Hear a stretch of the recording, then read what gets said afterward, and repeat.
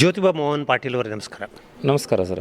ಕೃಷಿಯಲ್ಲಿ ಯುವಕರು ಇತ್ತೀಚಿನ ದಿವಸಗಳಲ್ಲಿ ತೊಡಗಿಸಿಕೊಳ್ಳುವಂಥದ್ದು ಭಾಳ ಕಡಿಮೆ. ಬೇರೆ ಬೇರೆ ಉದ್ಯೋಗಕ್ಕಾಗಿ ಪೇಟೆ ಪಟ್ಟಣವನ್ನು ಸೇರ್ತಾ ಇದ್ದಾರೆ ಅಂತ ಕೇಳಿದ್ದೀವಿ. ನಿಮ್ಮ ಊರಿನಲ್ಲಿ ಹೇಗಿದೆ ಪರಿಸ್ಥಿತಿ? ಸರ್, ನಮ್ಮ ಊರಿನಲ್ಲಿಯೂ ಹಾಗೇ ಇದೆ. ಆದರೆ ಸ್ವಲ್ಪ ಇಂಟ್ರೆಸ್ಟೆಡ್ ಯಾರಿದ್ದಾರೆ, ಅವರು ಏನು ತಂದೆಯವರಿಂದ ಯಾರು ಸ್ವಲ್ಪ ಕಲಿಸ್ಕೊಟ್ಟಿದ್ದಾರೆ, ತೋರಿಸ್ಕೊಟ್ಟಿದ್ದಾರೆ ಅದನ್ನ ಕೃಷಿ ಬಗ್ಗೆ, ಅದು ನೋಡ್ಕೊಂಡು ಸ್ವಲ್ಪ ಜನ ಮಾಡ್ತಾ ಇದ್ದಾರೆ. ಅದರಲ್ಲಿ ನಾನು ಒಂದು BCom ಗ್ರ್ಯಾಜುಯೇಟ್. ಆದರೂ ನನಗೆ ನಮ್ಮ ತಂದೆಯವರು ಕೃಷಿಯಲ್ಲಿ ಸ್ವಲ್ಪ ಭಾಳ ನನಗೆ ಇಂಟ್ರೆಸ್ಟೆಡ್ ತೋರಿಸಿ ಎಲ್ಲ ಕಲಿಸ್ಕೊಟ್ರು. ನಾನು ಡಿಗ್ರಿ ತಗೊಂಡ್ರು ನಾನು ಎಲ್ಲಿ ಕೆಲಸಕ್ಕೆ ಹೋಗಲಿಲ್ಲ. ಅಂದರೆ ಸ್ವಂತ ದುಡಿಮೆಯಲ್ಲಿ ಅಷ್ಟು ನಾನು ಅದಕ್ಕಿಂತ ಹೆಚ್ಚು ನಾನು ಮಾಡ್ತಾಯಿದ್ದೇನೆ. ಅದಕ್ಕೆ ನನಗೆ ಆ ಕೃಷಿಯಲ್ಲಿ ಆನಂದ ಪಟ್ಟದಿಂದ ನಾನು ಮತ್ತೆ ಬೇರೆ ಕಡೆ ಹೋಗಲಿಲ್ಲ. ನಾನು ಕೃಷಿಯಲ್ಲಿ ಸಾಧನೆ ಮಾಡ್ತಾಯಿದ್ದೇನೆ. ಅದರಲ್ಲಿ ನನಗೆ ಸುಮಾರು ಒಂದು 2-3 ಸಲ ಅವಾರ್ಡನ್ನು ಕೊಟ್ಟಿದ್ದಾರೆ. ತಾಲೂಕು ಮಟ್ಟದಲ್ಲಿ, ಜಿಲ್ಲಾ ಇದ್ರ ಮಟ್ಟದಲ್ಲಿ ಎಲ್ಲ ಕೊಟ್ಟಿದ್ದಾರೆ. ಲೋಕಲ್ ಆಗಿಯೂ ಒಂದು ಸಂಘ ಸಂಸ್ಥೆಗಳಿಂದ ನನಗೆ 2-3 ಸಲ ಪ್ರಶಸ್ತಿಯನ್ನು ಕೊಟ್ಟಿದ್ದಾರೆ ಸರ್. ಈಗ ಯುವಕರಾಗಿದ್ದುಕೊಂಡು ನೀವು ಈ ಕೃಷಿಯನ್ನು ನೋಡುವಂಥ ಒಂದು ದೃಷ್ಟಿಕೋನ ಹೇಗೆ, ಕೃಷಿಯನ್ನು ಹೇಗೆ ಲಾಭದಾಯಕವಾಗಿ ಮಾಡ್ಬೋದು ಅಂತ ಅನಿಸ್ತು ನಿಮಗೆ? ಸರ್, ಹಳೇ ಪದ್ಧತಿಯಲ್ಲಿ ಅವಾಗ ಹವಾಮಾನನೂ ಸ್ವಲ್ಪ ಅದಕ್ಕೆ ತಕ್ಕಂಗಿತ್ತು, ಎಲ್ಲ ಚಲೋ ನಡೀತಿತ್ತು. ಈಗ ಸ್ವಲ್ಪ ಯುವ ರೈತರು ಆಧುನಿಕ ತಂತ್ರಜ್ಞಾನ ಮತ್ತು ಯಂತ್ರೋಪಕರಣಗಳನ್ನು ಬಳಸಿ ಮತ್ತು ವೈಜ್ಞಾನಿಕ ರೀತಿಯಲ್ಲಿ ಮಾಡಿದರೆ ಯಾವುದೇ ಲಾಸ್ ಆಗಂಗಿಲ್ಲ, ಚೆನ್ನಾಗಿ ಉತ್ಪನ್ನ ಬರ್ತದೆ, ಅದಕ್ಕೆ ಲಾಭದಾಯಕ ಇದೆ ಸರ್. ಸ್ವಲ್ಪ ಅದನ್ನು ಎಲ್ಲಿ ನಾಲೆಜ್ ತೊಗೊಂಡು ಅಳವಡಿಕೆ ಮಾಡ್ಕೊಂಡು ಮಾಡಿದರೆ 100% ಸಕ್ಸಸ್ಫುಲ್ ಆಗ್ತಾರೆ ಸರ್. ಈಗ ನೀವು ನೋಡಿದ ಹಾಗೆ ಈ ವೈಜ್ಞಾನಿಕ ದೃಷ್ಟಿಕೋನ ಅಂದರೆ ಏನು ಸರ್? ವೈಜ್ಞಾನಿಕ ದೃಷ್ಟಿಕೋನ ಅಂದರೆ ಸರ್, ಈಗ ಹಳೇದಂಗೆ ಏನಿಲ್ಲ. ಈಗೆಲ್ಲ ಮೊಬೈಲ್ ಇದೆ, ಯೂಟ್ಯೂಬ್ ಇದೆ, ಕೆಲವೊಂದು ಕೃಷಿ ಬಗ್ಗೆ ಚಾನಲ್ಸ್ಗಳು ಇದ್ದಾವೆ ನೋಡಲಿಕ್ಕೆ, ನಮಗೆ ತರಬೇತಿ ಎಲ್ಲ ತೊಗೊಳ್ಳಿಕ್ಕೆ. ಆ ಟೈಪಲ್ಲಿ ತೊಗೊಂಡು ನಾವು ವೈಜ್ಞಾನಿಕವಾಗಿ ಅಂದರೆ ಒಂದು ಕೃಷಿ ಹೊಂಡ ನಿರ್ಮಾಣ, ನೀರಿನ ವ್ಯವಸ್ಥೆ ಇಲ್ಲದ್ರೆ ಕೃಷಿ ಹೊಂಡ ನಿರ್ಮಾಣ, ನಮಗೆ ದನ ಕರುಗಳು ಸಾಕ್ಲಿಕ್ಕೆ ಆಗ್ತಾಯಿಲ್ಲ ಅಂದರೆ ಒಂದು ಅದಕ್ಕೆ ನಮ್ಮ ಯಾವುದು ಫೀಲ್ಡ್ ಇದೆ ಅದಲ್ಲಿ ಯಂತ್ರೋಪಕರಣಗಳನ್ನು ಬಳಸ್ಕೊಂಡು ನಾವು ಮತ್ತು ಹೆಚ್ಚು ಸಾವಯವ ಕೃಷಿಗೆ ಒತ್ತು ಕೊಟ್ಟು ರಾಸಾಯನಿಕವನ್ನು ಕಡಿಮೆ ಮಾಡಿ ನಾವು ಮಾಡಿದರೆ 100% ಅದಕ್ಕೆ ರಿಸಲ್ಟ್ ಬರ್ತದೆ ಸರ್. ಈಗ ನೀವು ಗಮನಿಸಿದ ಹಾಗೆ ರಾಸಾಯನಿಕ ಕೃಷಿಯಿಂದ ಏನೇನು ದುಷ್ಪರಿಣಾಮಗಳು ಉಂಟಾಗ್ತದೆ ಮತ್ತು ಸಾವಯವ ಕೃಷಿಯನ್ನು ಹೇಗೆ ಅನುಷ್ಠಾನ ಮಾಡ್ಬೋದು? ಸರ್, ರಾಸಾಯನಿಕ ಅಂದ್ರೆ ನಾವು ಈಗ ನೋಡ್ತಾ ಇದ್ದೇವೆ ಸರ್, ಹೆಲ್ತ್ ಪ್ರಾಬ್ಲಮ್ ಸರಿ ಇರ್ತಾ ಇಲ್ಲ. ಜನರು ಮೊದಲು 100 ವರ್ಷ ಬಾಳ್ತಿದ್ರು, ಈಗೆಲ್ಲ 50, 30, 40 ವರ್ಷಕ್ಕೆ ಈ BP, ಶುಗರು, ಹಾರ್ಟ್ ಅಟ್ಯಾಕು ಅದೆಲ್ಲ ಬರ್ತಾ ಇದೆ. ಸರಿಯಾಗಿ ಎಣ್ಣೆ ಕಲಬೆರಕೆ, ತರಕಾರಿ ಕಲಬೆರಕೆ ಅದೆಲ್ಲ ಆಗಿ, ಆಮೇಲೆ ರಾಸಾಯನಿಕ ಎಲ್ಲ ಅದರೊಳಗೆ ಸೇರಿಕೊಂಡು ಹೊಟ್ಟೆ ಸೇರಿಕೊಂಡು ಎಲ್ಲ ಮನುಷ್ಯನ ಆಯುಷ್ಯನೇ ಕಡಿಮೆ ಆಗಿದೆ. ಅದೇ ನಾವು ನಮ್ಮಲ್ಲಿ ಇದು ಸಾವಯವ ಅಂದರೆ ಏನು ದೊಡ್ಡ ಪ್ರಶ್ನೆ ಇಲ್ಲ. ಅದರೊಳಗೆ ಹೊಳೆದಲ್ಲೆಲ್ಲ ಗೊಬ್ಬರ ಎಲ್ಲ ದನಗಳು ಸಾಕಿ ಗೊಬ್ಬರ ಎಲ್ಲ ಹೊಡ್ಕೊಂಡು ಸಾವಯವಾಗಿ ಬೆಳಿತಿದ್ರು. ಈಗ ನಾವು ಬದು ಸೈಡೆಲ್ಲ ಗಿಲಿಶಿಡಿಯಾ ಮತ್ತು ನಾವು ಈ ಥರದ್ದು ಮಲ್ಚಿಂಗ್ ಮಾಡ್ಕೊಂಡು, ಆಮೇಲೆ ಕೊಟ್ಟಿಗೆ ಗೊಬ್ಬರ ನಮ್ದು ಒಂದು ಹಸು ಸಾಕಿದರೆ ಸಾಕು, ಒಂದು ಎಕರೆಗೆ ಒಂದು ಹಸು ಸಾಕಂತೆ, ಹಂಗೆ ಗಾದೆ ಮಾತೇ ಇದೆ. ಆ ಥರ ಅಷ್ಟು ಗೆಂಜಲ ಎಲ್ಲ ನಾವು ಬಯೋಡೈಸ್ಟ್ರೋಗೆಲ್ಲ ಕಟ್ಕೊಂಡು ಅದ್ರದ್ದು ಸರಿಯಾಗಿ ಸಮರ್ಪಕ ಬಳಕೆ ಮಾಡ್ಕೊಂಡು ಅದು ಯೂಸ್ ಮಾಡ್ಕೊಂಡ್ರೆ ಚೆನ್ನಾಗಿ ಸಾವಯವವಾಗಿ ಬೆಳೆಸ್ಬೋದು. ಈಗ ನೀವು ಎರೆಗೊಬ್ಬರ ಮಾಡ್ತೀರೋ ಅಥವಾ ಬಯೋಡೈಜೆಸ್ಟರ್ ಮಾಡ್ತೀರಾ, ಹೇಗೆ ಸರ್? ನಾವೊಂದು 2 ಆಕಳ ಇದೆ, ನಾವು ಬಯೋಡೈಜೆಸ್ಟರ್ ಅಳವಡಿಕೆ ಮಾಡ್ಕೊಂಡೇವೆ. ತೋಟಗಾರಿಕೆ ಇಲಾಖೆಯಿಂದ ಸಬ್ಸಿಡಿಯಲ್ಲಿ ಅವರು ಕೊಟ್ಟಿದ್ದಾರೆ. ಅದರಲ್ಲಿ ಜೀವಾಮೃತನೂ ಮತ್ತು ಗೊಬ್ಬರನೂ ರೆಡಿ ಮಾಡ್ತೇವೆ. ಎರೆಹುಳು ತೊಟ್ಟಿನೂ ಕಟ್ಕೊಂಡಿದ್ದೇವೆ. ಮತ್ತು ನಾವು ಎಲ್ಲ ನಮ್ಮದು ಹೊಲದ ಸುತ್ತಲೂ ಗಿಲಿಸಿಡಿಯಾ ಮರಗಳನ್ನು, ಅದು ಗೊಬ್ಬರದ ಗಿಡನೂ ಆಯಿತು, ನಮಗೆ ಬೇಲಿನೂ ಆಯಿತು. ಆ ಟೈಪಲ್ಲಿ ನಾವು 2 in 1 ಮಾಡ್ಕೊಂಡೇವೆ. ಅದರ ತಪ್ಪಲ ಮತ್ತು ನಾವು ಇದು ಅಂತರ ಬೆಳೆಯಲ್ಲಿನೂ ಬೆಳಿತೇವೆ. ಮತ್ತು ಅದರಲ್ಲಿ ಅಂತರ ಬೆಳೆ ತಗೊಂಡ ನಂತರ ಸೆಣಬು ಬೆಳೆದು ಅದು ಮಲ್ಚಿಂಗ್ ಮಾಡಿ ಅದಕ್ಕೆ ಸಾವಯವವಾಗಿ ಪರಿವರ್ತನೆ ಮಾಡ್ತೀವಿ ನಾವು. ಅದಕ್ಕೆ ನಮಗೆ ಗೊಬ್ಬರ ನ್ಯಾಚುರಲ್ ಆಗಿ ಸಿಗ್ತದೆ. ನಾವೇನು ಹೆಚ್ಚು ಕೊಂಡುಕೊಂಡು ಬರುವಂಥ ಅವಶ್ಯಕತೆ ಇಲ್ಲ. ರಾಸಾಯನಿಕ ಗೊಬ್ಬರ ಆದರೆ ಕೊಂಡ್ಕೊಂಡು ಬರಬೇಕು, ಅದಕ್ಕೆ ದುಡ್ಡು ಬೇಕು. ಇದು ನಮಗೆ ಸಾವಯವ ಭೂಮಿನೂ ಫಲವತ್ತಾಗಿರ್ತದೆ, ನಮಗೆ ಗೊಬ್ಬರ ದುಡ್ಡು ಉಳಿತದೆ, ನಮ್ಮ ಬೆಳೆಯೋ ಫುಡ್ಡು ಸಾವಯವವಾಗಿ ಚಲೋವಾಗಿ ಬೆಳೀತದೆ. ಈಗ ನೀವು ಗಮನಿಸಿದ ಹಾಗೆ ಈ ಕೃಷಿ ತ್ಯಾಜ್ಯಗಳ ಒಂದು ವಿಲೇವಾರಿ ಮಾಡುವಂಥದ್ದು ಅಥವಾ ಅದನ್ನು ಗೊಬ್ಬರವಾಗಿ ಪರಿವರ್ತನೆ ಮಾಡಿಕೊಂಡು ಬಳಕೆ ಮಾಡುವಂಥದ್ದು ಹೇಗೆ ಸರ್? ಕೃಷಿ ತ್ಯಾಜ್ಯಗಳನ್ನು ಸರ್ ವಿಲೇವಾರಿ ಅದು ದೊಡ್ಡ ಪ್ರಮಾಣದಲ್ಲಿ ಮಾಡಿದರೆ ವಿಲೇವಾರಿನೂ ಮಾಡಬಹುದು. ತಮಗೆ ಬೇಕಾದಷ್ಟು ನಾವು ಮಾಡ್ಕೊಂಡು ಬೆಳೆ ಚೆನ್ನಾಗಿ ಬೆಳೆದು ಅದನ್ನು ಹೆಚ್ಚು ತೊಗೊಂಡು ನಾವು ಮಾರಿದರೆ ನಮಗೆ ಸಂಪಾದನೆ ಹೆಚ್ಚಾಗಬಹುದು. ಅದಕ್ಕೆ ನಾವು ಎಷ್ಟು ಭೂಮಿಗೆ ಬೇಕಾದರೆ ನಾವು ನಮ್ಮ ಸ್ವಂತ ಜಮೀನು ಬದುಗಳಲ್ಲಿ ಆ ಕಡೆ ಎಲ್ಲ ಬೆಳೆಸ್ಕೊಂಡು ನಾವು ಮಾಡ್ಕೊಂಡ್ರೆ ನಮ್ಮ ಭೂಮಿ ಒಳ್ಳೆ ಫಲವತ್ತಾಗಿ ಫಲ ಹೆಚ್ಚಿಗೆ ಬರ್ತದೆ. ಅದನ್ನು ನಮಗೆ ಇನ್ಕಮ್ ಚಲೋ ಬರ್ತದೆ. ಏಕ ಬೆಳೆಯನ್ನು ಬೆಳೆಯುವುದರ ಬದಲಿಗೆ ನೀವು ಮಿಶ್ರ ಬೆಳೆಯನ್ನು ನಂಬ್ಕೊಂಡಿದ್ದೀರಿ, ಬೇರೆ ಬೇರೆ ಮಿಶ್ರ ಬೆಳೆಯನ್ನು ಮಾಡ್ತಾ ಇದ್ದೀರಿ. ಇದರ ಬಗ್ಗೆ ಹೇಳಿ, ಈಗ ಮಿಶ್ರ ಬೆಳೆಯ ಒಂದು ಅನುಕೂಲತೆಗಳು ಏನೇನು ಮತ್ತು ಯಾವ ಮಿಶ್ರ ಬೆಳೆಯನ್ನು ಮಾಡ್ಬೋದು? ಸರ್, ಒಂದೇ ಬೆಳೆಯನ್ನು ಅವಲಂಬನೆ ಮಾಡ್ಕೊಂಡ್ರೆ ಈ ಕಾಲದಲ್ಲಿ ಸಾಧ್ಯ ಇಲ್ಲ. ಯಾಕಂದರೆ ಹವಾಮಾನ ವೈಪರೀತ್ಯ, ನಮಗೆ ಮಳೆ ಯಾವಾಗ ಬರ್ತದೆ ಏನು ಬರ್ತದೆ ಅದೆಲ್ಲ ಏನೂ ಗೊತ್ತಾಗ್ತಾ ಇಲ್ಲ. ಗೊತ್ತಾದ್ರೂ ಅದು ಸರಿಯಾಗಿ ನಮಗೆ ಭೂಮಿಗೆ ತಕ್ಕಂಗೆ ಸಿಗ್ತಾ ಇಲ್ಲ. ಅದರ ಸಲುವಾಗಿ ಸಮಗ್ರ ಕೃಷಿಯಾಗಿ ಎಲ್ಲ ಬೆಳೆಗಳನ್ನು ಬೆಳೆದು ಮಿಶ್ರ ಬೆಳೆಯಾಗಿ ಅಥವಾ ನಾವು ಬದು ಮೇಲೆ ಒಂದು ಹಣ್ಣು ಹಂಪಲ ಗಿಡಗಳು ಕಾಡಿನಲ್ಲಿ ಅಥವಾ ಅರಣ್ಯ ಸಂಪತ್ತುಗಳು ಇದನ್ನು ನಾವು ಸ್ವಲ್ಪ ಬೆಳೆಸ್ಕೊಂಡು ಕೃಷಿ ಜೊತೆ ಬೇರೆ ಬೆಳೆಗಳನ್ನು ಬೆಳೆದು ಅದರದ್ದು ಇತ್ತು ಅಂದರೆ ನಮಗೆ ಅದರ ಬೆನಿಫಿಟ್ ಭಾಳ ಸಿಗ್ತದೆ. ಇದು ಒಂದು ಬೆಳೆ ಹಿಂದ್ಗಡೆ ಬಿದ್ದರೆ ಅದು ಲಾಸ್ ಆದರೆ ಕಷ್ಟ ಆಗ್ತದೆ. ಒಂದು ಬೆಳೆ ನಮಗೆ ಸರಿ ಬರಲಿಲ್ಲ ಅಂದರೆ ಬೇರೆ ಬೆಳೆ ಬಂದೇ ಬರ್ತದೆ. ನಮಗೆ ಅದ್ರದ್ದು ಲಾಸ್ ಆಗಂಗಿಲ್ಲ, ರೈತನಿಗೆ ಯಾವುದು ಚಿಂತೆಗಿಂತೆ ಇರೋಂಗಿಲ್ಲ. ಒಂದರಲ್ಲಿ ಲಾಭ ಆದರೆ ನಷ್ಟ ಆದರೆ ಇನ್ನೊಂದರಲ್ಲಿ ಲಾಭ ಸಿಕ್ಕೇ ಸಿಗ್ತದೆ. ಅದರಲ್ಲಿ ಸಮಗ್ರ ಕೃಷಿಗೆ ಭಾಳ ಒತ್ತು ಕೊಡೋದು ಭಾಳ. 1 ಎಕರೆಯಲ್ಲಿ 10 ಎಕರೆಯಲ್ಲಿ ಸಮಗ್ರ ಕೃಷಿ ಮಾಡಿದರೆ 100% ಸಕ್ಸಸ್ಫುಲ್ ಆಗ್ಬೋದು. ಕಬ್ಬಿನ ಕೃಷಿಯ ಬಗ್ಗೆ ಹೇಳಿ, ಇದರಲ್ಲಿ ಒಂದು ಖರ್ಚನ್ನು ಕಡಿಮೆ ಮಾಡಿಕೊಂಡು ಒಳ್ಳೆಯ ಒಂದು ನಿರ್ವಹಣೆ ಕ್ರಮಗಳು ಅಂದರೆ ಏನೇನು ಮಾಡಬೇಕಾಗ್ತದೆ? ಸರ್, ನಮ್ಮಲ್ಲಿ ಹೇಳಬೇಕಂದ್ರೆ ದಾಂಡೇಲಿ ಹಳೆಯಾಳ ತಾಲೂಕು ಜೋಡ ತಾಲೂಕಲ್ಲಿ ನಾವು ಹೇಳಬೇಕಂದ್ರೆ ನಮ್ಮ ಆಜುಬಾಜುಯಲ್ಲಿ ರೈತರಿಗೆ ಸ್ವಲ್ಪ ಮಿಸ್ಅಂಡರ್ಸ್ಟ್ಯಾಂಡಿಂಗ್ ಇದೆ. ಅವರು ಬರೀ 2 ಫೂಟ್ ಸಾಲೊಳಗೆ ಇನ್ನೂ ಇದ್ದಾರೆ. ಅವರು ಸ್ವಲ್ಪ ಹೊರಗಡೆ ಮೊನ್ನೆ ನಮ್ಮದು ಇಲ್ಲಿ ಕೃಷಿ ಇಲಾಖೆ ಒಂದು ಪ್ರೋಗ್ರಾಮು ಮಾಡಿದರು ಕಬ್ಬಿನ ಸಲುವಾಗಿ. ಅಲ್ಲೇ ನಮ್ಮದು ಸೈಂಟಿಸ್ಟ್ ವಿಜ್ಞಾನಿಗಳು ಎಲ್ಲ ಬಂದಿದ್ದರು. ಅವರು ಸುಮಾರು ಮೈಂಡ್ ಇದು ಮಾಡಿದ್ದಾರೆ ಅವ್ರದ್ದು. ನಾವು 2.5 ಫೂಟನ್ನು ಎಲ್ಲ ಬೆಳೆದು ಇಲ್ಲಿ ಗಾಳಿ ಹೋಗದೆ ಸೂರ್ಯನ ಬೆಳಕು ಹೋಗದೆ ಅಲ್ಲಿ ಇಳುವರಿ ಎಲ್ಲ ಭಾಳ ಕಡಿಮೆ ಆಗ್ತದೆ. ನಮ್ಮ ತಾಲೂಕಲ್ಲಿ 5 ಟನ್ ತೆಗೆದವರು ಇದ್ದಾರೆ, 100 ಟನ್ ತೆಗೆದವರು ಇದ್ದಾರೆ ಎಕರೆಗೆ. ನಾನು ಸುಮಾರು 80ರಿಂದ 90 ಟನ್ ನಾನೇ ಇಳುವರಿ ತೆಗೆದಿದ್ದೇನೆ ಹೋದ ವರ್ಷ. ನಾನು ಫಸ್ಟ್ 2 ಫೂಟ್ ಸಾಲಿನಲ್ಲಿ ಸ್ವಲ್ಪ ಕೇಳ್ಕೊಂಡು ಮಾಡಿದ್ದೆ. ಆಮೇಲೆ ನನಗಲ್ಲಿ 1 ಎಕರೆಗೆ 78 ಟನ್ ಬಂತು. ನೋಡುವ ಅಂತೇಳಿ 3 ಫೂಟಿಗೆ ಸಾಲು ಮಾಡಿದೆ, 1.5 ಬೈ 3 ಫೂಟು 98 ಬಂತು. ಹೋದ ವರ್ಷ ನಾನು 4 ಫೂಟ್ ಸಾಲು ಮಾಡಿದೆ. 4 ಫೂಟ್ ಸಾಲು ಮಾಡಿದ್ದು ನನಗೆ 140 ಟನ್ ಬಂತು. ಅದೇ ಇಳುವರಿ ನಂದು ಒಂದು ಮೆಥಡನ್ನು ನಾನು ಹೇಳಿದೆ ಅಲ್ಲಿ. ಅವರು ಖುಷಿಯಾದರು. ಅಂದರೆ ನಮ್ಮ ಭಾಗದ ರೈತರು ಕಬ್ಬಿನ ಸಾಲಿನ ಪದ್ಧತಿಯಲ್ಲಿ ಸ್ವಲ್ಪ ಹೆಚ್ಚು ಅಂತರ ಇಟ್ಟು ಬೆಳೆಸಿದರೆ ಮತ್ತು ರಾಸಾಯನಿಕವನ್ನು ಕಡಿಮೆ ಮಾಡಿ ಸಾವಯವದಲ್ಲಿ ಬೆಳೆಸ್ಕೊಂಡ್ರೆ 100% ಅವರು ಇಳುವರಿನೂ ಚೆನ್ನಾಗಿ ಬರ್ತದೆ, ಲಾಭವೂ ಆಗ್ತದೆ. ಸೂರ್ಯನ ಬೆಳಕು ಮತ್ತು ನಮ್ಮ ಗಾಳಿ ಸರಿಯಾಗಿ ಆಡಬೇಕು ಮತ್ತು ಪೂರ್ವ ಪಶ್ಚಿಮವಾಗಿ ಸಾಲುಗಳನ್ನು ಮಾಡಿ ನಾವು ನಾಟಿ ಮಾಡಿದರೆ ಒಳ್ಳೆಯ ಇಳುವರಿಯನ್ನು ಪಡೆಯಬಹುದು. ಸರ್, ಈಗ ಇದರಲ್ಲಿ ಕೀಟ ಮತ್ತು ರೋಗಗಳ ನಿರ್ವಹಣೆ, ಈಗ ಕಾಂಡ ಕೊಳೆಯುವಂಥದ್ದಾಗ್ಬೋದು ಅಥವಾ ಕೆಂಪು ದ್ರವ ಸುರಿಯುವಂಥದ್ದಾಗ್ಬೋದು, ಇಂಥ ರೋಗಗಳು ಕೂಡ ಬರ್ತವೆ. ಇವುಗಳ ನಿರ್ವಹಣೆ ಎಲ್ಲ ಹೇಗೆ ಸರ್? ಇದ್ರ ನಿರ್ವಹಣೆ ಈಗ ಮೊದಲೇ ಹೇಳಿದೆಲ್ಲ ಸರ್, ಹವಾಮಾನ ವೈಪರೀತ್ಯದಿಂದ ಸ್ವಲ್ಪ ಸುಮಾರು ಕೀಟ ಬಾಧೆಗಳು ಆಗ್ತಾಯಿದೆ, ರೋಗಗಳು ಬರ್ತಾ ಇದ್ದಾವೆ. ಅದಕ್ಕೆ ನಾವು ಮೇನ್ ಅಂದರೆ ನಾವು ಈಗ ಸಣ್ಣವರಿದ್ದಾಗ ನಮಗೆ ಹೆಂಗೆ ಬೆಳೆಸ್ತಾರಲ್ಲ, ಈಗ ನಾವು ಒಂದು ಪೆಲ್ವಾನ್ ಆಗಬೇಕಂದ್ರೆ ಈಗ ಮೊದಲೇ ನಮಗೆ ಹಾಲು ತುಪ್ಪ ಕೊಟ್ಕೊಂಡು ಬಂದರೆ ಆಮೇಲೆ ನಾವು ದೊಡ್ಡವರು 18 ವರ್ಷ ಎಕ್ದಮೇ ಕೊಟ್ಟರೆ ಎಲ್ಲಿಂದ ಪೆಲ್ವಾನ್ ಆಗ್ತಾರೆ? ಆಗಂಗಿಲ್ಲ. ಹಾಗೆ ಯಾವುದೂ ಬೆಳೆ ಆಗಲಿ ನಾವು ಬೀಜೋಪಚಾರ ಸರಿಯಾಗಿ ಮಾಡಿ ಬೆಳೆಸಿದರೆ ಅದು ಸದೃಢವಾಗಿ ಬೆಳೆಯುತ್ತದೆ. ಇಲ್ಲಾಂದರೆ ಏನಾಗ್ತದೆ, ಅದಕ್ಕೆ ದೊಡ್ಡದಾದ ಕೂಡಲೇ ನಾವು ಇದಕ್ಕೆ ಇಂಜೆಕ್ಷನ್ ಕೊಡ್ತೇವೆ ಅಂದರೆ, ಏನಾದರೂ ಔಷಧಿ ರಾಸಾಯನಿಕ ಎಕ್ದಮ್ ಕೊಡ್ತೇವೆ ಅಂದರೆ ಇಮಿಡಿಯೇಟಾಗಿ ಕವರ್ ಆಗಂಗಿಲ್ಲ. ನಾವು ಬೀಜೋಪಚಾರವನ್ನು ಸರಿಯಾಗಿ ಮಾಡಿ ನಮ್ಮ ಹೊಲಗಳ ಉಳುಮೆ ಯಾವಾಗೂ ಡೇ ಟೈಮಲ್ಲೇ ಮಾಡಬೇಕು. ರಾತ್ರಿ ಮಾಡಿದರೆ ಎಲ್ಲ ಆಜುಬಾಜು ಜಂಗಲ್ ಎಲ್ಲಾದರೂ ಇಡೋ ಕೀಟಗಳು ಎಲ್ಲ ಬಂದು ನಮ್ಮ ಹೊಲದೊಳಗೆ ಸೇರ್ಕೋತವೆ. ನಾವು ಡೇ ಟೈಮಲ್ಲಿ ಉಳುಮೆ ಮಾಡಿದರೆ ಅದು ಏನಾದರೂ ನಮ್ಮ ಕೀಟ ಇರ್ತಾವೆ, ಅವು ಬಗಳೆಗಳು, ನಮ್ಮಲ್ಲಿ ನೀವು ಏನಂತೀರ ಗೊತ್ತಿಲ್ಲ, ನಾವು ಬಗಳೆ ಅಂತೇವೆ, ಅದು ಕೊಕ್ಕರೆ, ಅವು ಬಂದು ಎಲ್ಲ ಹುಳಗಳನ್ನು ತಿಂದು ಹೋಗಿಬಿಡ್ತವೆ. ನಮ್ಮದು ಉಳುಮೆ ಅದು ನಮಗೆ ರೋಗ ನಿರೋಧಕ ಶಕ್ತಿ ಹೆಚ್ಚಾಗ್ತದೆ ಹೊಲಕ್ಕೆ. ಅದರಿಂದ ನಾವು ಬೀಜೋಪಚಾರ ಮಾಡಿದರೆ ನಮ್ಮ ಬೆಳೆ ಸದೃಢವಾಗಿ ಬೆಳೀತದೆ. ರೋಗ ಕಡಿಮೆ ಬಂದ್ರೂ ಸ್ವಲ್ಪ ಜೀವಾಮೃತ ಮತ್ತು ಇಲ್ಲಾಂದರೆ ನಮ್ಮ ಕಡಿಮೆ ರಾಸಾಯನಿಕ ಇರುವ ಔಷಧಿಗಳನ್ನು ಬಳಸಿ ನಾವು ಕೀಟಬಾಧೆಯನ್ನು ತಡೆಯಬಹುದು. ಆಮೇಲೆ ಕಬ್ಬಿನ ಬೆಳೆಯಲ್ಲಿ ಕೂಳೆ ಬೆಳೆ ಅಂತ ಏನಾದ್ರು ಮಾಡ್ತೀರಾ ನೀವು? ಹಾಂ ಸರ್, ಕೂಳೆ ಅಂದರೆ ಸರ್ ನಾವು ಈ 3 ಪೀಕ್ ತಗೊಳ್ತೇವೆ. ಫಸ್ಟ್ ಪ್ಲಾಂಟೇಶನ್, ಆಮೇಲೆ ಸೆಕೆಂಡ್ ಈಲ್ಡ್, ಥರ್ಡ್ ಈಲ್ಡ್ ಅಂತ 3ನೇ ಕೂಳೆ ಅಂತ ತೆಗಿತೇವೆ.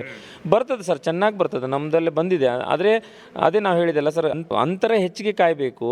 ಸಸಿಲಿಂದ ಸಸಿ 1.5 ಫೂಟ್ ಮಿನಿಮಮ್ ಆದರೂ ಇರಬೇಕು. ಮಿನಿಮಮ್ 4 ಫೂಟ್ ಮೇಲ್ಗಡೆ ಸಾಲುಗಳು ಇರಬೇಕು. ಅದರಲ್ಲಿ ಚೆನ್ನಾಗಿ ನಾವು ಇದು ಮಾಡ್ಕೊಂಡು ಬೆಳ್ಕೊಂಡ್ರೆ, ನಾವು ಅಂತರ ಬೆಳೆ ಬೆಳ್ಕೊಂಡು ಒಂದು 3 ತಿಂಗಳಲ್ಲಿ ತಕ್ಕೊಂಡು ಇನ್ನೊಂದು ಸೆಣಬು ಬೆಳೆದು ನಾವು ಅದು ಮಲ್ಚಿಂಗ್ ಮಾಡ್ಬೋದು. ನಮ್ಮ ಕಳೆಯದು ಒಂದು ತಪ್ತದೆ. ಇಲ್ಲಾಂದರೆ ನಮ್ಮ ಭಾಗದಲ್ಲಿ ಕಳೆಗೆ ಸ್ವಲ್ಪ ಜನ ಹೆದರ್ತಾರೆ, ಕಳೆ ಬರ್ತದೆ. ಸೆಣಬು ಬಿತ್ಕೊಂಡು ಸೆಣಬು ಮಲ್ಚಿಂಗ್ ಮಾಡಿದರೆ ಈ ಕಡೆ ಕಳೆನೂ ಕಡಿಮೆ ಆಯಿತು, ಈ ಕಡೆ ನಮ್ಮದು ಭೂಮಿ ಫಲವತ್ತಾಯಿತು, ಎರಡೂ ಆಯಿತು. ಆಮೇಲೆ ಈಗ ನೀರಾವರಿ ವ್ಯವಸ್ಥೆ ಎಲ್ಲ ಹೇಗೆ ಕಬ್ಬಿನ ಬೆಳೆಯಲ್ಲಿ? ಸರ್, ನೀರಾವರಿ ಅಂದರೆ ನಮ್ಮ ಭಾಗದಲ್ಲಿ ನಮ್ಮ ದಾಂಡೇಲಿ ಜೋಯಿಡಾ ನೀರಿಗೆ ಅಡ್ಡಿಲ್ಲ. ಹಳ್ಳಿಯಾಳದ ಭಾಗಕ್ಕೆ ಸ್ವಲ್ಪ ನಮಗೆ ನೀರು ಕಡಿಮೆ ಇದೆ. ಅವರು ಡ್ರಿಪ್ಪು ಅಥವಾ ಒಂದು ನಲ್ಲಿ ಸಿಸ್ಟಮ್ ಮಾಡ್ಕೊಂಡು, ಅಂದ್ರೆ ಅವರು ನೀರು ಸೀದಾ ಬೋರ್ವೆಲ್ಲಿಂದ ಪೈಪ್ಲಿಂದ ಇದಕ್ಕೆ ಕಾಲುವೆಗೆ ಹಾಯಿಸಿಬಿಡ್ತಾರೆ. ನೀರು ಭಾಳ ಪೋಲಾಗ್ತದೆ. ಅವರು ನನ್ನ ಪ್ರಮಾಣ ಒಂದು ನಲ್ಲಿ ಸಿಸ್ಟಮ್ ಅಥವಾ ಡ್ರಿಪ್ ಸಿಸ್ಟಮ್ ಮಾಡಿದ್ರೆ ಭಾಳ ಒಳ್ಳೆಯದು. ಯಾಕಂದರೆ ಅದು ನೀರಿನ ಸಮರ್ಪಕ ಬಳಕೆಯಾಗಿ ಅವರು ಎಲ್ಲ ಕಡೆ ನೀರಿದು ಮಾಡ್ಬೋದು.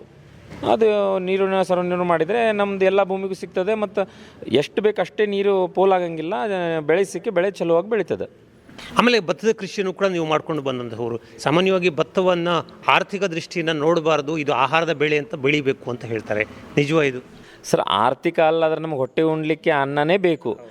ರೈತ ಅದು ಕಬ್ಬು ಬೆಳೀಲಿ ಅಥವಾ ವಾಣಿಜ್ಯ ಬೆಳೆ ಯಾವುದಾದ್ರೂ ಬೆಳೀಲಿ, ಭತ್ತ 1 ಎಕರೆ ಆದರೂ ಬೆಳಿಬೇಕು ತಮ್ಮ ಒಟ್ಟಿಗೆ ಮತ್ತು ಇನ್ನೊಬ್ಬರಿಗೆ ಆಗುವಂಥಷ್ಟಾದ್ರೂ ಮಾಡಲೇಬೇಕು. ಯಾಕಂದರೆ ನಮಗೆ ಬೆಳಗ್ಗೆ ಆಗಲಿ ಸಂಜೆ ಆಗಲಿ ರಾತ್ರಿ ಆಗಲಿ ಏನಾಗಲಿ ನಮ್ಗೆ ಹೊಟ್ಟೆ ಇಲ್ಲದೆ ನಾವು ದುಡಿಲಿಕ್ಕೆ ಆಗಂಗಿಲ್ಲ. ಭತ್ತ ಸ್ವಲ್ಪ ಆದರೂ ಬೆಳಿಬೇಕಂತ ನನ್ನ ಇಚ್ಛೆ. ನಾವು ಹಾಗೆ ಮಾಡಿದೆ. ನಮ್ದು ಎಷ್ಟು ಭೂಮಿ ನಮ್ಮದು ಭತ್ತ ಮಾವಿನ ತೋಟ ಇದ್ರು ನಾವು 1 ಎಕರೆ ಭತ್ತ ನಾವು ಮಾಡೇ ಮಾಡ್ತೀವಿ. ಯಾಕಂದ್ರೆ ನಮ್ಗೆ ಹೊಟ್ಟೆ ಪಾಡಿಗೆ ಬೇಕಲ್ಲ. ಮತ್ತು ಅದು ನಾವು ನಮ್ಮದು ಹಳೇ ಇದದು ಅದು ಉಳಿಸ್ಬೇಕು ನಾವು. ಅದಕ್ಕೆ ಬಿಟ್ಟು ಯಾವ ತಳಿ ಇದೆ ಭತ್ತದ್ದು?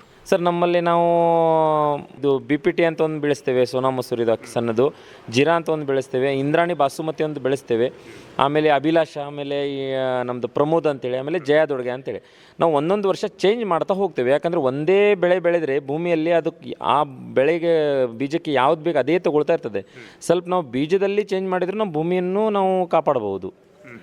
ಒಂದೇ ಬೆಳೆ ಒಂದೇ ಬೀಜ ಕಂಟಿನ್ಯೂಸ್ ಹಾಕಬಾರ್ದು, ಅದರಲ್ಲೇ ಚೇಂಜ್ ಮಾಡ್ತಾ ಇರಬೇಕು ಸ್ವಲ್ಪ. ಈಗ ವರ್ಷಕ್ಕೆ ಒಂದೇ ಬೆಳೆ ಬೆಳಿತೀರೋ ಅಥವಾ 2 ಬೆಳೆ ಬೆಳಿತೀರಾ? ಸರ್, ವರ್ಷಕ್ಕೆ ನಾವು 1 ಬೆಳೆ ಬೆಳಿತೇವೆ, ಇದು ಭತ್ತ. ಅದನ್ನು ಆಮೇಲೆ ನೆಕ್ಸ್ಟ್ ನಾವು ತರಕಾರಿ ಮಾಡ್ತೇವೆ ಸರ್, ಇಲ್ಲಿ ಲೋಕಲ್ ತರಕಾರಿಯನ್ನು ಮಾಡ್ತೇವೆ. ಈಗ ಬೆಂಕಿ ರೋಗ ಅಥವಾ ಕಾಂಡ ಕೊರೆಯುವಂತಹ ಹುಳದ ಸಮಸ್ಯೆ ಏನಾದರೂ ಉಂಟು ಭತ್ತದ ಬೆಳೆಯಲ್ಲಿ? ಹಾಂ ಸರ್, ಇದೆ ಸರ್. ಬೆಂಕಿ ರೋಗ ಇದೆ, ಬಿಳಿ ಅದು ಬೂದಿ ರೋಗ ಅಂತ ಇರ್ತದೆ, ಕಾಂಡ ಕೊರಕ ಅದಂತಾರೆ. ನಾವು ಆ್ಯಕ್ಚುಲಿ ಅದಕ್ಕೆ ಕ್ಲೋರೋಫಾರಿಫಾಸ್ ಸಜೆಷನ್ ಮಾಡ್ತಾರೆ ಕೃಷಿ ಇಲಾಖೆಯವರು. ನನ್ನ ಪ್ರಕಾರ ನಾನು ಜೀವಾಮೃತದಲ್ಲೇ ನಾನು ಇದು ಮಾಡಿದ್ದೇನೆ. ನಾನು ಇನ್ನೂ ಮಟ್ಟ ಕ್ಲೋರೋಫಾರಿಫಾಸ್ ಯೂಸ್ ಮಾಡಲಿಲ್ಲ. ನಾನು ಬಯೋಡಸ್ಟರ್ ಕಟ್ಕೊಂಡು ಅದರಲ್ಲಿ ಸುಣ್ಣ ಮತ್ತು ಬೆಲ್ಲ ಇದೆಲ್ಲ ಹಾಕ್ಕೊಂಡು ಬೇವಿನ ಸಪ್ಲ ಹಾಕ್ಕೊಂಡು ನಾವು ಜೀವಾಮೃತವನ್ನು ರೆಡಿ ಮಾಡಿ 2 ಸಲ ಸ್ಪ್ರೇ ಮಾಡಿದರೆ ಸಾಕು, ಅದು ಕ್ಲಿಯರ್ ಆಗಿದೆ ನನ್ನ ಹತ್ರ. ಅದು ಇಲ್ಲಿ ಗೊಬ್ಬರನೂ ಸಿಕ್ತು ಮತ್ತು ಔಷಧಿನೇ ಆಯಿತು ಕೆಲಸ. ಆಮೇಲೆ ಈಗ ಭತ್ತದ ಬೆಳೆಯಲ್ಲಿ ಕಳೆ ನಿರ್ವಹಣೆ ಎಲ್ಲ ಹೇಗೆ? ಕಳೆ ನಿರ್ವಹಣೆ ಸರ ನಾವು ಸಾಲು ನಾಟಿ ಮಾಡಿ ಅದರಲ್ಲಿ ಕೊನೋವಿಡ್ರನ್ನು ಹೊಡಿತೇವೆ. ಇಲ್ಲಾಂದರೆ ಹೆಚ್ಚು ಕಮ್ಮಿ ಆದರೆ ಸ್ವಲ್ಪ ಜನ ಹಚ್ಚಿ ಕಳೆ ತೆಗೆದು ಅದರೊಳಗೆ ಮಲ್ಚಿಂಗ್ ಮಾಡಿಬಿಡ್ತೇವೆ. ಅಷ್ಟೇನು ಇದು ಆಗಂಗಿಲ್ಲ ಸರ್. ಸರ್, ಈಗ ಕಬ್ಬಾಯಿತು, ಭತ್ತ ಆಯಿತು, ಬೇರೆ ಬೇರೆ ಹಣ್ಣಿನ ಗಿಡಗಳನ್ನು ಕೂಡ ಹಾಕ್ಕೊಂಡಿದ್ದೀರಿ. ವಿಶೇಷವಾಗಿ ಮಾವಿನ ಬೆಳೆಯನ್ನು ಕೂಡ ಬೆಳೀತಾ ಇದ್ದೀರಿ. ಈ ಹಣ್ಣಿನ ಬೆಳೆ ನಿಮ್ಮ ಒಂದು ದಾಂಡೇಲಿ ಪ್ರದೇಶದಲ್ಲಿ ಯಾವ ರೀತಿ ಬರ್ತಾ ಇದೆ? ಸರ್, ಚೆನ್ನಾಗಿ ಬರ್ತಾ ಇದೆ. ನಮ್ಮದು ಮೊದಲು ತೆಂಗಿನ ಮರ, ಚಿಕ್ಕು, ಬಾಳೆ ಮತ್ತು ಮಾವು ಅಷ್ಟೇ ಇತ್ತು ಸರ್.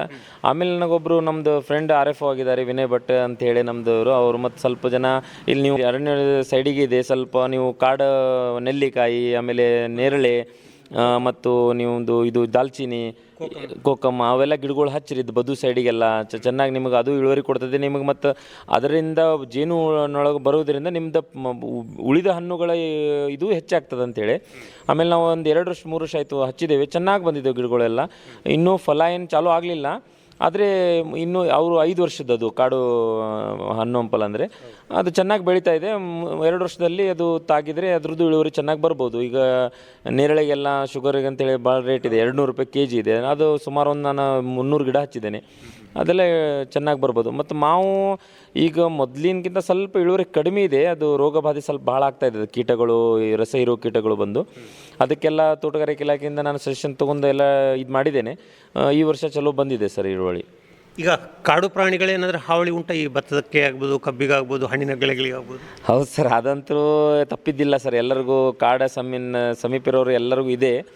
ಅದಕ್ಕೆ IBX ನಾನು ಅಳವಡಿಸ್ಕೊಂಡಿದ್ದೇನೆ. ಆಮೇಲೆ ಸ್ವಲ್ಪ ಸೋಲಾರ್ ಫೆನ್ಸಿಂಗ್, ಆಮೇಲೆ ನಮ್ಮದು ಸ್ವಲ್ಪ ನಮ್ಮದು ಹಳೇದು ಇದೆ ಪದ್ಧತಿಗಳು, ಅದು ಕ್ಯಾಸೆಟ್ ರೀಲ್ಗಳು ಅದೆಲ್ಲ ಕಟ್ಕೊಂಡು ಮತ್ತು ಸ್ವಲ್ಪ ಟಮಟೆ ಆವಾಜ್ ಅದು ಆಗುವಂಗೆ ಮಿಷನ್ ಎಲ್ಲ ಕುಣಿಸಿ ಏನೇನು ಮಾಡಿ ಅಳವಡಿಸ್ಕೊಂಡೇವೆ. ಅದು ಸ್ವಲ್ಪ ಕಂಟ್ರೋಲ್ ಆಗ್ತಾಯಿದೆ, ಅದನ್ನು ಸ್ವಲ್ಪ ಬರ್ತಾವೆ. ಆದ್ರೂ ನಾವು ಅರಣ್ಯ ಇಲಾಖೆಗೆ ತಿಳಿಸ್ತೇವೆ, ಅವರು ಬಂದು ನೋಡ್ಕೊಂಡು ಸ್ವಲ್ಪ ಪರಿಹಾರವನ್ನು ಏನು ಮಾಡ್ತಾರೆ, ಒಟ್ಟು ಆಗ್ತದೆ. ಈಗ ತರಕಾರಿ ಕೃಷಿ ಬಗ್ಗೆ ಹೇಳಿ. ಈಗ ಭತ್ತದ ಕಟಾವಾದ ನಂತರ ನೀವು ತರಕಾರಿ ಕೃಷಿ ಮಾಡ್ತೀರಿ, ಈ ಬಗ್ಗೆ ಹೇಳಿ ಸರ್. ಭತ್ತದ ಕಟಾವಾದ ಕೂಡಲೇ ನಾವೇನು ಮಾಡ್ತೇವೆ, ತರಕಾರಿಯನ್ನು ಬೆಳಿತೇವೆ. ನಮಗೆ ದಾಂಡೇಲಿ ಮಾರುಕಟ್ಟೆ ಸಮೀಪ ಇದೆ, ನಾವು ನಮಗೂ ಆಯಿತು ಮತ್ತು ಮಾರುಕಟ್ಟೆಗೆ ಕೊಡಲಿಕ್ಕೂ ಆಯಿತು ಅಂತೇಳಿ ನಾವು ಮೂಲಂಗಿ, ಬದನೆಕಾಯಿ, ಸೌತೆಕಾಯಿ, ಆಮೇಲೆ ಟೊಮೊಟೊ, ಸೋರೆಕಾಯಿ, ಹಾಗಲಕಾಯಿ ಹಿಂಗೆಲ್ಲ ಹಾಕ್ತೇವೆ, ಹೀರೆಕಾಯಿ ಎಲ್ಲ. ಅದು ಒಂದೊಂದು ಸ್ವಲ್ಪ ಎಲ್ಲ ಬೆಳಿತೇವೆ. ನಮಗೂ ತಿನ್ಲಿಕ್ಕಾಯಿತು ಮತ್ತು ಮಾರ್ಕೆಟಲ್ಲಿ ಇಲ್ಲಿ ರೇಟು ಚೆನ್ನಾಗಿ ಸಿಗ್ತದೆ. ನಾವು ಇಲ್ಲಿ ಲೋಕಲಾಗಿ ಮಾರ್ಕೆಟಿಗೆ ಕೊಡ್ತೇವೆ. ವಾರದಲ್ಲಿ 2-3 ಸಲ ಕಟಿಂಗ್ ಮಾಡಿ ಒಯ್ದು ಕೊಡ್ತೇವೆ. ಇದರಲ್ಲಿ ಕಳೆ ನಿರ್ವಹಣೆ ಆಗ್ಬೋದು, ನೀರಿನ ನಿರ್ವಹಣೆ ಆಗ್ಬೋದು, ಗೊಬ್ಬರದ ನಿರ್ವಹಣೆ ಆಗ್ಬೋದು, ಹೇಗೆ ಮಾಡ್ತೀರಿ ಸರ್? ಇದರಲ್ಲಿ ಸ್ವಲ್ಪ ನಮ್ಮದು ಭೂಮಿ ಕಸು ಇರೋದ್ರಿಂದ ಕಳೆ ಹೆಚ್ಚಾಗಿರ್ತದೆ. ಅದಕ್ಕೆ ನಾವು ಪ್ಲಾಸ್ಟಿಕ್ ಮಲ್ಚಿಂಗ್ ಮಾಡಿ ಡ್ರಿಪ್ ಮಾಡಿ ಮಾಡ್ತೇವೆ. ಆಮೇಲೆ ಉಳಿದ ನಡಕಿನ ಜಾಗದಲ್ಲಿ ಮತ್ತು ಯಾವುದಾದ್ರು ಮೂಲಂಗಿ ಅಂದರೆ ಕಳೆ ಬೆಳಿಬಾರ್ದು ಅಂತೇಳಿ ಮೂಲಂಗಿ ಬೀಜ ಒಂದು ಹಾಕಿಬಿಡ್ತೇವೆ. ಅದು ನಾವು ಮೂಲಂಗಿ ತೆಗಿತಾ ಕಳೆ ಇದ್ರೂ ತೆಗೆದು ಒಗೆದು ಬಿಡ್ತೇವೆ. ಮತ್ತು ಪ್ಲಾಸ್ಟಿಕ್ ಮಲ್ಚಿಂಗ್ ಮಾಡೋದರಿಂದ ಕಳೆ ನಿರ್ವಹಣೆ ಆಗ್ತದೆ. ಚೆನ್ನಾಗಿ ಬೆಳೆ ಬರ್ತದೆ. ಸ್ವಲ್ಪ ಇದ್ರ ಬಗ್ಗೆ ಹೇಳಿ. ಈಗ ಪ್ಲಾಸ್ಟಿಕ್ ಮಲ್ಚಿಂಗ್ ಮಾಡುವಂಥ ಒಂದು ಅನುಕೂಲತೆ ಏನು, ಖರ್ಚು ಎಷ್ಟು ಬರ್ತದೆ ಮತ್ತು ಯಾವ ರೀತಿ ಅನುಕೂಲ ಆಗ್ತದೆ? ಸರ್ ಪ್ಲಾಸ್ಟಿಕ್ ಮಲ್ಚಿಂಗ್ ಮಾಡೋದಂದ್ರೆ ಸರ್ ನಿಮಗೆ ಈಗ ನಮ್ಮದು ಭತ್ತ ನವಂಬರಲ್ಲಿ ಕಟಾವು ಆದರೆ ನಮ್ಮದು ಮೇ ತನಕ ಮತ್ತು ನಮ್ಮದು ಭತ್ತ ಇರೋಂಗಿಲ್ಲ 6 ತಿಂಗಳ. ಅದರಲ್ಲಿ 2 ಪೀಕ್ ನಾವು ತಗೋಬಹುದು 3 ತಿಂಗಳದು ಪ್ಲಾಸ್ಟಿಕ್ ಮಲ್ಚಿಂಗಲ್ಲಿ ಮಾಡ್ಕೊಂಡು. ನಮಗೇನಿಲ್ಲ ಒಂದು ಬಂಡಲಿಗೆ ಒಂದು 3,000 ರೂಪಾಯಿ ಬೀಳ್ತದೆ. ಅದು 500 ಮೀಟ್ರ್ ಇರ್ತದೆ.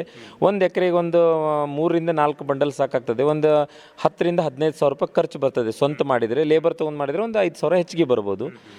ಮಾಡಿದ ನಂತರ ನಾವು ಒಂದು ಸ್ತ ಮಾಡಿ ಬೆಡ್ ಮಾಡಿದರೆ ಆಯಿತು. ಡ್ರಿಪ್ಪಲ್ಲಿ ನಾವು ಗೊಬ್ಬರ ಕೊಡ್ತಾ ಇದ್ದರೆ ಆದರೆ ನೆಲ ಸ್ವಲ್ಪ ಪಲ್ಟಿನೆಲ್ಲ ಹೊಡ್ಕೊಂಡು ಚಲೋ ಹದ ಮಾಡ್ಕೊಂಡ್ರೆ 2 ಪೀಕ್ ತೊಗೋಬೋದು. ನಾವು ಮೇಲ್ಗಡೆ ಸ್ವಲ್ಪ ರೋಟ್ರ್ ಹೊಡೆದು ಅಷ್ಟೇ ಮಾಡಿದೇವೆ ಅಂದರೆ ಒಂದೇ ಪೀಕ್ ಬರ್ತದೆ, ನೆಲ ಗಟ್ಟಾಗ್ಬಿಡ್ತದೆ. ಒಂದು ಚಲೋ ನೆಲ ರೆಡಿ ಮಾಡ್ಕೊಂಡು ಮಾಡಿದರೆ 2 ಪೀಕ್ ತಗೊಂಡ್ರೆ ನಮಗೆ ಅದರದ್ದು ಪೂರ್ತಿ ಟೋಟಲ್ 0 ಮೇಂಟೆನೆನ್ಸ್ ಇಲ್ಲದೆ ನಾವು ತೆಗಿಬೋದು ಬೆಳೆಯನ್ನು. ಈಗ ದ್ರವ ರೂಪದಲ್ಲಿ ಮಾತ್ರ ಗೊಬ್ಬರ ಕೊಡುವಂಥದ್ದು ಅಥವಾ ಹಟ್ಟಿ ಗೊಬ್ಬರ ಏನಾದ್ರು ಕೊಡಬೇಕಾಗ್ತದೆ? ಸರ್ ನಾವು ಕೊಟ್ಟಿಗೆ ಗೊಬ್ಬರವನ್ನು ಫಸ್ಟು ಉಳುಮೆ ಮಾಡುವಾಗೇ ಕೊಟ್ಟು ಬಿಡ್ತೇವೆ. ಆಮೇಲೆ ಏನು ಅದು ಕೊಟ್ಟಿಗೆ ನಮ್ಮದು ತೊಳೆದಿದ್ದಾಗಲಿ, ಸಗಣಿ ನೀರಾಗಲಿ ಮತ್ತು ಜೀವಾಮೃತ ಆಗಲಿ ನಾವು ಸ್ಪ್ರೇ ಟೈಪಲ್ಲಿ ಕೊಟ್ಟು ಬಿಡ್ತೇವೆ. ನಾವು ಡ್ರಿಪ್ ಮುಖಾಂತರನೂ ಕೊಡ್ತೇವೆ, ಸ್ಪ್ರೇ ಮುಖಾಂತರನೂ ಕೊಟ್ಟು ಬಿಡ್ತೇವೆ ಅದಕ್ಕೆ. ಆಮೇಲೆ ಹಸು ಸಾಕಣೆ ಮತ್ತು ಕೋಳಿ ಸಾಕಣೆಯನ್ನು ಕೂಡ ನೀವು ಮಾಡ್ಕೊಂಡು ಬಂದಂಥವ್ರು, ಇದರ ಬಗ್ಗೆ ಹೇಳಿ.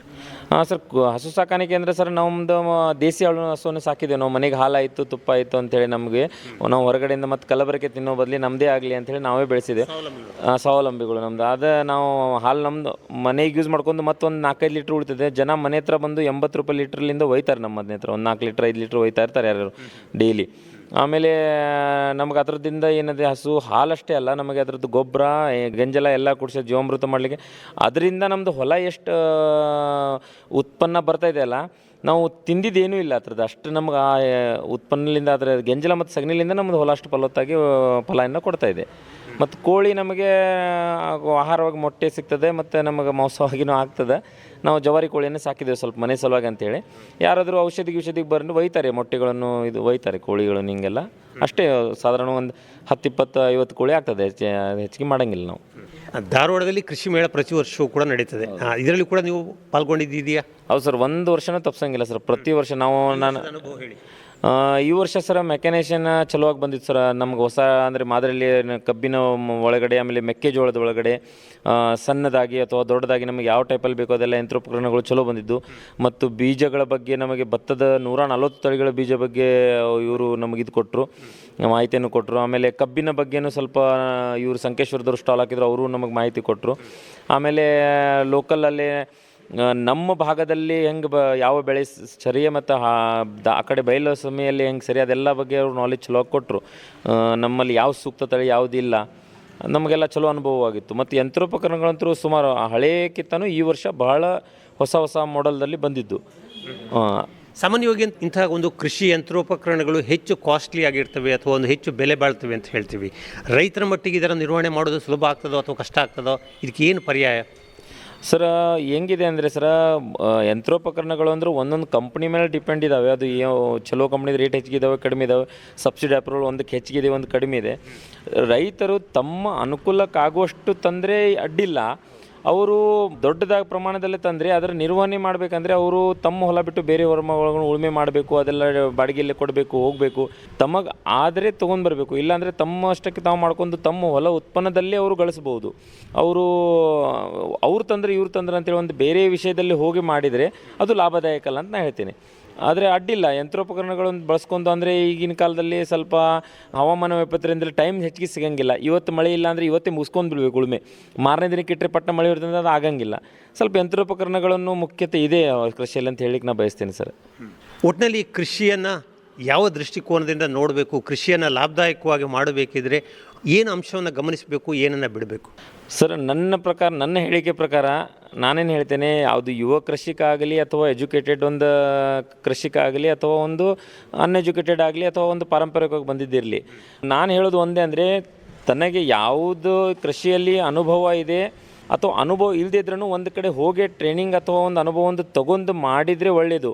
ಒಂದು ಯಾವುದೋ ಒಂದು ಪೇಪರಲ್ಲಿ ನಾನು ಕೋಳಿ ಸಾಕಾಣಿಕೆ ಮಾಡಿ 9 ಲಕ್ಷ ಗಳಿಸಿದ, ಅವ್ನು ರೇಷ್ಮೆ ಮಾಡಿ 10 ಲಕ್ಷ, ಅದು ಓದಿ ಕೃಷಿಯಲ್ಲಿ ಕೈ ಸುಟ್ಕೊಳ್ಳೋ ಬದಲಿ ಅದರದ್ದು ಹಿಂದೆ ಇರೋ ಶ್ರಮವನ್ನು ನೋಡ್ಕೊಂಡು ಹಿಂಗೆ ಮಾಡಬೇಕು, ಶ್ರಮ ಅದೆಲ್ಲ ಮಾಡಿದ್ರೇ ಹಿಂಗೆ ಬರ್ತದೆ ಅಂತ ತಿಳ್ಕೊಂಡು ಮಾಡಿದರೆ ನನ್ನ ಅನುಭವದಲ್ಲಿ ಭಾಳ ಒಳ್ಳೆಯದು. ಯಾಕಂದರೆ ನನ್ನ ಸ್ವಲ್ಪ ಕ್ಲಾಸ್ಮೇಟ್ಸ್ಗಳು ಇದ್ದಾರೆ, ಅದು ಪೇಪರಲ್ಲಿ ನೋಡ್ಕೊಂಡು ಮೊಲ ಸಾಕಾಣಿಕೆ ಮಾಡಿ ಸ್ವಲ್ಪ ಕೈ ಸುಟ್ಕೊಂಡವರು ಇದ್ದಾರೆ ಸುಮಾರು ಜನ. ಅವರಿಗೆ ಸುಮಾರು ನಾನು ಸಜೆಷನ್ ಕೊಟ್ಟು ಆಮೇಲೆ ಮತ್ತೆ ಸುಧಾರಿಸಿದ್ದೇನೆ, ಇಲ್ಲ ಅಂತಿಲ್ಲ. ಆದರೆ ನನ್ನ ಪ್ರಕಾರ ಹಿಂಗೆ ನೋಡಿರಿ, ಕೃಷಿ ಮಾಡಿದರೆ ಒಂದು ಜಾಬ್ಗಿಂತ ಒಳ್ಳೆ ಇದದು ಪೋಸ್ಟ್ ಇದ್ದಂಗೆ ಅದು, ಮತ್ತೊಂದು ಇನ್ಕಮ್ ಅದ್ರದ್ದು. ಆದರೆ ಅದರ ಬಗ್ಗೆ ಸ್ವಲ್ಪ ನಾಲೆಜ್ ತೊಗೊಂಡು ಒಂದು ಬೇಕಾದರೆ ಒಂದು ತಿಂಗಳ ಟ್ರೈನಿಂಗ್ ಎಲ್ಲಾದರೂ ಹೋಗಿ ನೋಡ್ಕೊಂಡು ಮಾಡಿದರೆ ಅದರಲ್ಲಿರೋ ಲಾಭ ಮತ್ತು ಒಂದು ಖುಷಿ ಸಂತುಷ್ಟಿ ಯಾವುದ್ರೊಳಗೂ ಇಲ್ಲಕ್ಕೆ ಹೇಳಲಿಕ್ಕೆ ನಾನು ಬಯಸ್ತೇನೆ. ಯಾಕಂದರೆ ನಾನಷ್ಟು ನಾನು ಒಬ್ಬನೇ ಮಗ, ನಮ್ಗೆ 6 ಮಂದಿ ಅಕ್ಕ ತಂಗಿ. ಆದರೆ ಡಿಗ್ರಿ ಗ್ರ್ಯಾಜುಯೇಟ್ ಆಗಿ ನಮ್ಮ ತಂದೆಯವರು ಕೃಷಿಯಲ್ಲಿ ನನಗೆ ಅಷ್ಟು ಇದು ಕೊಟ್ಟು ನನಗೆ ಅದರಲ್ಲಿ ನನಗೆ ಸಂತೋಷ ಎಷ್ಟು ಬರ್ತದೆ, ನನ್ನ ತಂದೆಯವ್ರು ನಾನು ನೆನೆಸ್ತೇನೆ ಯಾವಾಗ ಬೇಕಾದ್ರು, ನನಗೆ ಇಷ್ಟು ಮಾಡಿದ್ರಪ್ಪ ಅಂತೇಳಿ. ನನಗೆ ಸುಮಾರು ಈಗ ನನ್ನ ಫ್ರೆಂಡ್ಸ್ಗಳು MBA ಕಲಿತು ಕಂಪ್ನಿಯಲ್ಲಿ ಜಾಬ್ ಮಾಡ್ಕೊಂಡು 40-50 ಸಾವಿರ ರೂಪಾಯಿ ಬಿಡ್ತು. ಅದು ನಾನು ಒಂದು ತಿಂಗಳಿಗೆ 1 ಲಕ್ಷ ರೂಪಾಯಿ ಇದರೊಳಗೆ ತೆಗಿತೇನೆ ದುಡಿಮೆಯಲ್ಲಿ. ಅಷ್ಟು ನನಗೆ ಅನುಭವ ಇದೆ, ಇದು ಮಾಡ್ತೇನೆ ನಾನು. ಭಾಳ ಸಂತೋಷ ಜ್ಯೋತಿಬಾ ಮೋಹನ್ ಪಾಟೀಲ್ ಅವರೇ. ಸಮಗ್ರ ಕೃಷಿಯನ್ನು ನೀವು ಮಾಡ್ತಾ ಇದ್ರಿ, ಜೊತೆಗೆ ಒಂದು ಆಧುನಿಕ ದೃಷ್ಟಿಕೋನದಿಂದ ಕೃಷಿಯನ್ನು ಮಾಡಬೇಕು ಎನ್ನುವಂಥ ಒಂದು ಅನುಭವದ ಮಾತನ್ನು ಕೂಡ ನಮ್ಮ ಕೇಳುಗರ ಜೊತೆಗೆ ಹಂಚ್ಕೊಂಡಿದ್ದೀರಿ. ತುಂಬ ಧನ್ಯವಾದಗಳು, ನಮಸ್ಕಾರ. Thank you sir.